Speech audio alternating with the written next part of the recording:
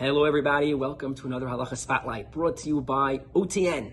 Today is Tuesday, Parshas Ekev Tafshin Pevav, and we have another listener submitted question. This Shaila comes from Ben Sion from Manchester, New Jersey. And this is what he asked. He said that he lives in a community where there are a lot of Goyim, there's a lot of Yidden, but a lot of Goyim as well, and his next door neighbor is an old white Goyta, a Goyish woman, and she took a tumble. She fell, and she's now in a nursing home.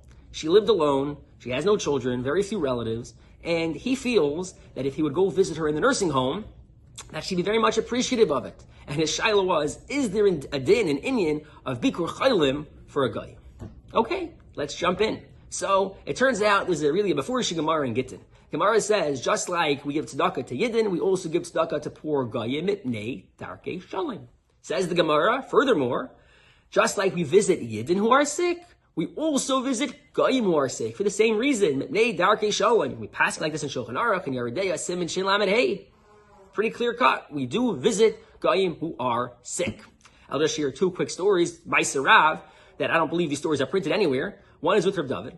Reb David lived in Manhattan, and in his building there was a security guard, different shifts, but there was one particular guard whose mother was very ill, and she was in a hospital in Staten Island, and he came over to Reb David and said, Rabbi, please daven for my mother, she's very ill. Now, parenthetically, Reb David always said, if a guy comes to you and asks you to daven for them, or a family member, you absolutely should.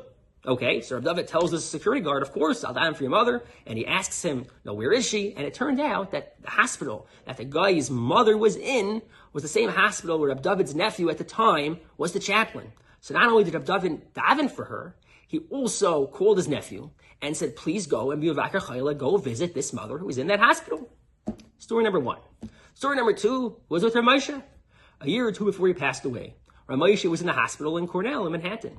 And they were wheeling him around, going for a little walk in the hospital, and he saw from a distance that there was a VIP section. It was like closed off. And there was one patient who was, bossing around the nurses in not such a pleasant way. So Rav Moshe said, let's go visit him. They went. It turned out that this guy in the VIP section was the son of a very famous newspaper owner, and he was there for a minor procedure. And still, for the next 3-4 days, when Rav Moshe and this guy were there together, every day Rav Moshe said, let's go.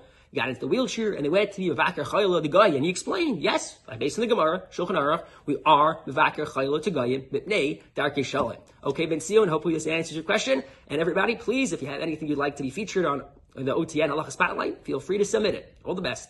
Take care.